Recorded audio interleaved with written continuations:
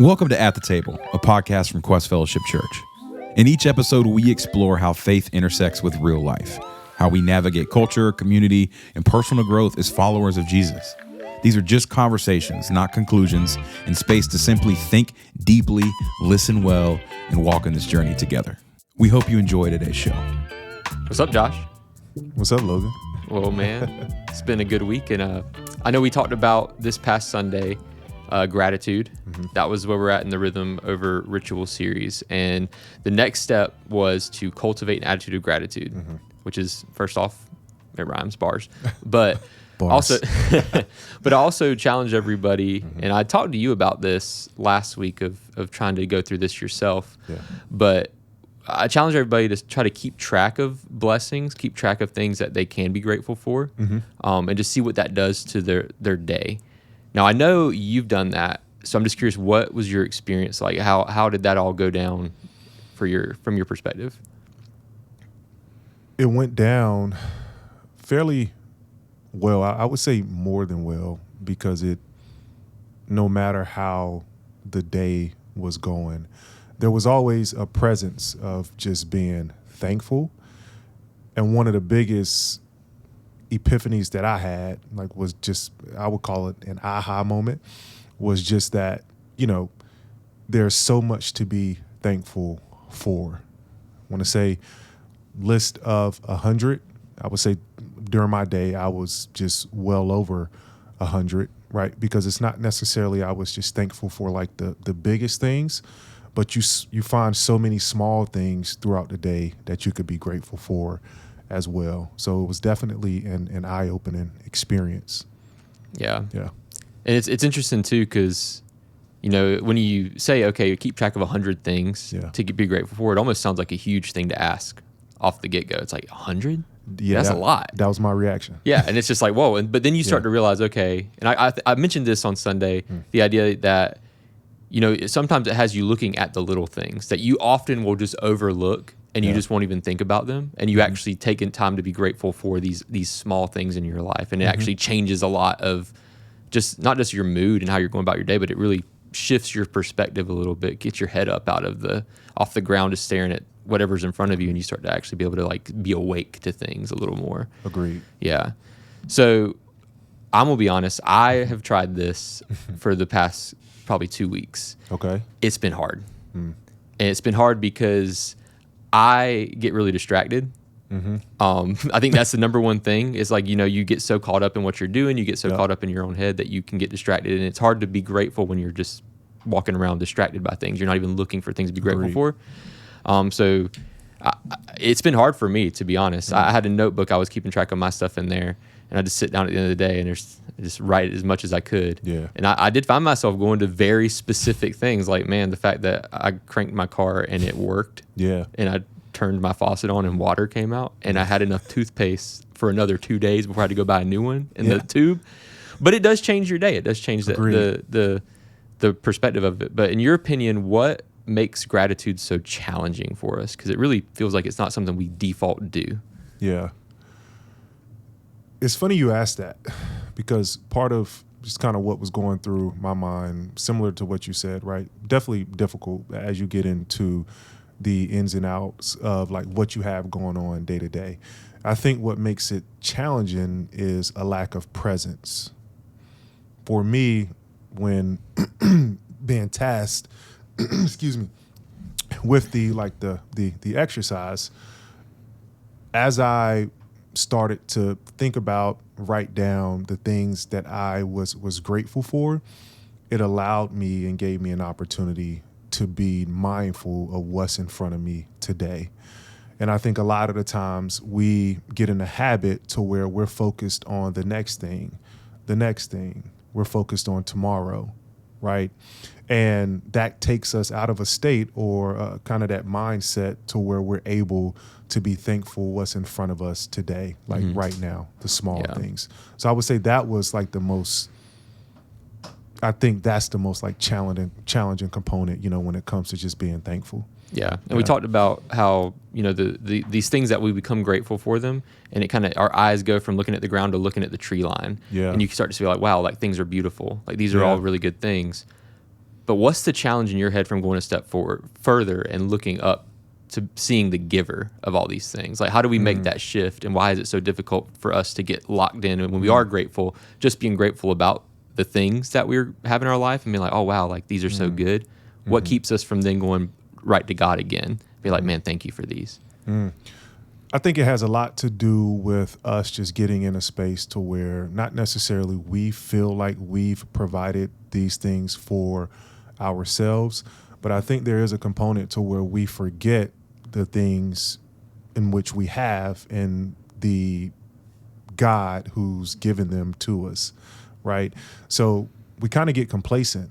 It's like, hey, man, I have a car, I have a family, you know, I have a house. Like, I'm expecting to wake up every single day. I'm expecting to wake up and get in my car and go to work every day. I'm expecting to come home, like all of these things. But in reality, life is a gift, right? And I think when we lose that perspective of the gift giver, the giver of our lives, then we become, or we get in a state and where we think or we feel like we're the supplier of those things, when technically, of course, we're not. So that roadblock that keeps a lot of people from going from down to up, I think has a lot to do with the perspective of just like not realizing that God is the one who supplies us all of these things. Yeah. Yeah. I think like the idea of taking things for granted. Yeah. It's so easy to do that. Yeah. And I think, you know, with the noise of life, just like you said, going to the next thing, that's when I was talking about keeping your eyes down. Yeah. Like that's really how it feels. Like, you know, you're so focused on this, and it almost feels like that's, I think, why it feels like a task. Yeah. Whenever you say, hey, keep track of 100 things, count 100 blessings that you've experienced today.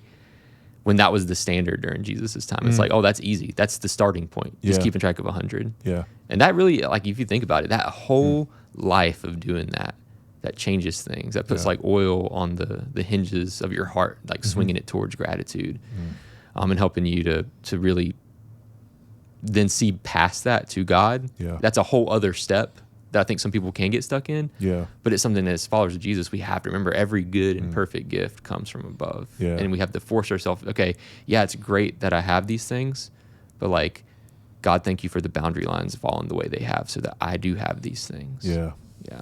I love that. Yeah. So one thing we didn't really get to dive really deep into that I think is important is being grateful in times where it just doesn't seem like it's a possible to be grateful.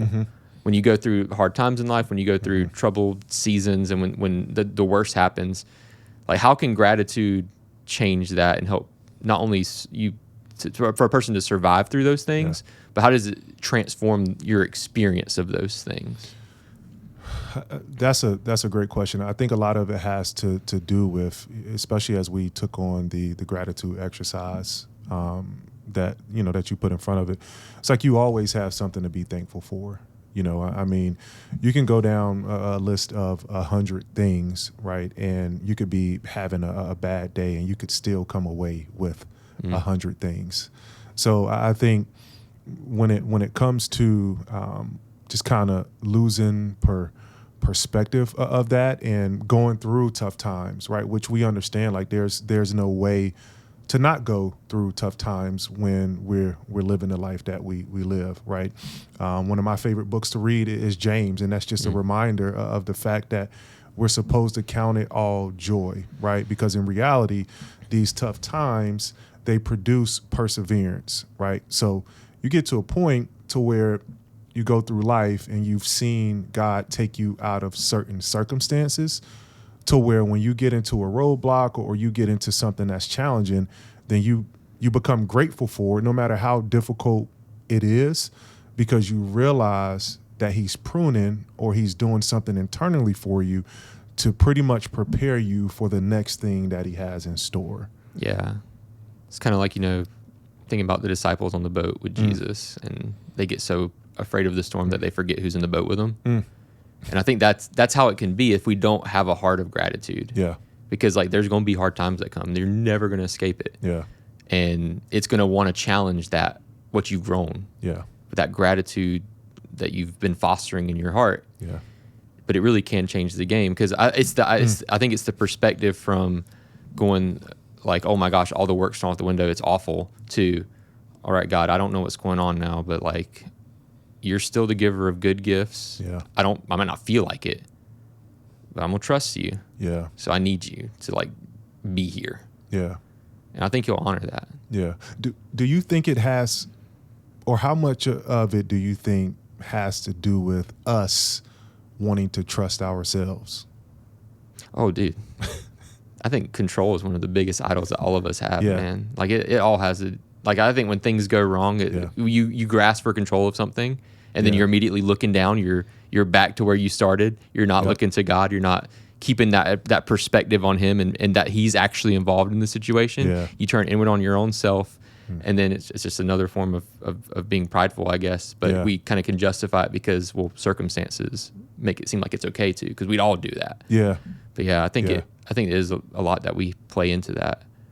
But and one thing that I think is interesting, we did a series back a couple years ago for Q students called Good Grief. Okay. And we were kind of walking through this idea of how God can take even the roughest, most like grief-full times of our life, and he's still at work in it. Yeah. Like, he's still able to plan things for good in the middle of something awful happening. Like, I remember, you know, my dad passed away when I was a teenager.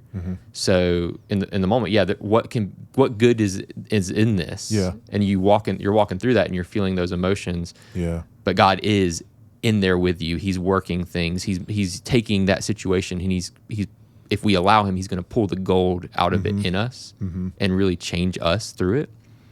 And I mean, now, like, ever since then, and after I'd healed with my emotions through it and walked through that journey myself, I was like, wow, okay, there's something to be grateful for here. I have an experience that not a lot of other people my age have. Yeah. So when I know somebody who's also going through that, it's like immediate. I have something I can relate to. God was able to pull that out of a bad situation, and that's something that, in hindsight, hey, I can be grateful for. Yeah, yeah. I appreciate you for sharing that, and definitely just sorry to hear about that. I had something similar that I went through with losing my mom, and I'll never forget, because I was in a space or just in a season where I'm not going to say I was teetering. I was always just present and knew God was with me, but going through that experience, especially from a space of when it happened, the first thing I'm thinking was, oh man, like, I have no idea how I'm going to get through this, right? But as things happen, I know for me, I had a family member, a cousin of mine, literally tell me, he said, hey, this is going to be one of the toughest things you've ever been through in life. And I'm going to give you something to help you stack your debt, right? I'm going to give you something to help push you through this. And what he gave me was community and an opportunity to create a greater and deeper relationship with God. And for me personally, that's what took my walk to the next level. Like, I knew I couldn't rely on my own strength during that. And it was one of those things to where when I surrendered, right, we talk about being in rhythm. When I surrendered, when I gave it all to God, I was able to find him in such a set of circumstances, that are definitely just more than difficult to make it out of. So to your point, when I look back at it, I was thankful for how he took my hand and just helped guided me through that. And because of that, I was able to heal in a different way in comparisons to how it could have looked without, leaning on God. Yeah. It's so difficult for me to think how we cultivate this part of gratitude, because it's another level of challenge. Yeah. Because the storm's on when this kind of stuff happens in life. But I think that's the moment where it's really important to have that gratitude. Yeah. And I think, Job, like he loses everything, and he's able to still bless God and thank him and be like, man, the Lord gives, the Lord takes away. Blessed be the name of the Lord. Yeah. And then, some later in Job, he gets to talk to God, and it's in a whirlwind, which is kind of how that feels sometimes when you start to experience God in those moments. Yeah. So, yeah. So one thing too that was interesting, that as I was reading the passage and getting ready for what we preached on this past week, the next chapter after the one with the 10 lepers, there's a parable that Jesus tells about a Pharisee and a tax collector. And the Pharisee, he's over here like, God, thank you that I am a righteous, just person, that I don't do all these things. I'm not a sinner. I don't do this and that. And then the tax collector's over here, just, God, have mercy on me. I am a sinner. And Jesus says, that's the one that walked out justified. The other guy didn't. And it got me thinking, when we talk about being grateful, I mean, how often is it, man? Like, I'm just so glad that I'm not in that situation. It's almost like we can be prideful in our own gratitude, and that can be like a whole weird false gratitude that can be dangerous to us. Have you ever experienced that yourself? I would say yes. And back when I was experiencing that, I think a lot of it just had to do with, selfishness. Like a lot of the times we're so focused on self that we're blinded, or we have an inability to see anyone else. And in that, it does create those moments to where you're just going through the motions, right? And moments in which you're just going through the motions are moments to where a lot of the times, like, it's only about yourself, right? I think when you keep a mindset or a perspective to do something with intentionality and you pour your whole heart into it, then what that does is that begins to chip away of chip away like from the selfishness. So I think that's what it has a lot to do with. And when I experienced it, it was from that space, right? And that's just one of those things to where, you can say you pray for God to relieve you from that selfishness, to be able to focus on others, to be able to serve. But it's a process. It's a journey, right? But I think that kind of that selfishness is what, in my just in dealing with it, was something that I experienced when it came to just kind of thank you, thank you. When you take the focus off of self, it's like, God, thank you. Like, I know this isn't me, right? Or I know this person was sent by you. Like, there's a deeper sense of gratitude from that, as opposed to that surface level gratitude that comes when you're just thinking about yourself. Yeah. And I think that's important for us to get right, because gratitude is a gift that we get to experience, but it should change us, and not just how we look at God. It should change the way we interact with others. Like, this guy over here, like, thank God I'm not a tax collector like this dude. Like, I'm over here doing the right thing, and this guy's over here, like, knows he's broken and he's on the wrong track. Yeah. Like, there's a difference between that Pharisee and Jesus and the way he would approach those people. Like, I really think that guy probably, he's like, thank God that I'm not like this, but I think really he's thinking, thank me that I'm not like this. We can really make ourselves almost like we're the ones who are responsible for the good gifts in our lives, and that can be a whole problem that this makes a whole wall of pride around your heart. Agreed. Yeah. I also think it might have something to do with when you come to a space, or you come to a time in your life where you realize, like, I messed up, or I'm a sinner. Then I think at that point in your life, you realize that I know that I need help outside of myself, right? And that help comes from the Lord. And I think that's another act of surrender, and it takes the attention off of self, and it puts the ball in someone else's court. And usually the ball is going into God's court. And I think from his perspective, he's like, okay, like, I can do something with this now. I mean, when you think about, the Davids, when you think about the individuals like in the Bible who have those moments to where they realize like they really, really messed up, they've surrendered like all control, right? And that's when it goes back to God. And I think that's when he has that ability to work with you on another level, because you're like, look, Lord, I know that I can't do this on my own. Like, I need you. Yeah. Like, you look at those, like, just thinking David, too, outside of when he messed up and the humility of him to realize, no, I kind of overstepped. Yeah.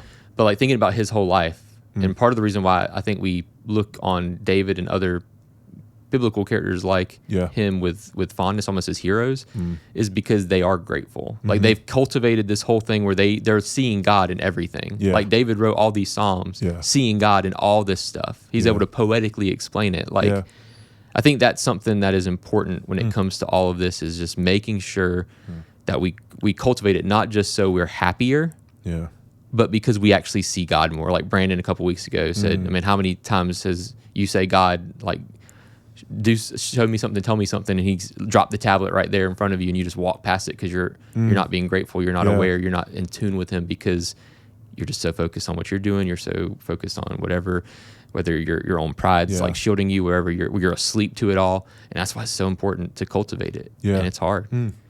But one thing that I think is the hardest part of gratitude to cultivate, but it's also one that it's so important for us to get right, is to really be grateful for the gospel.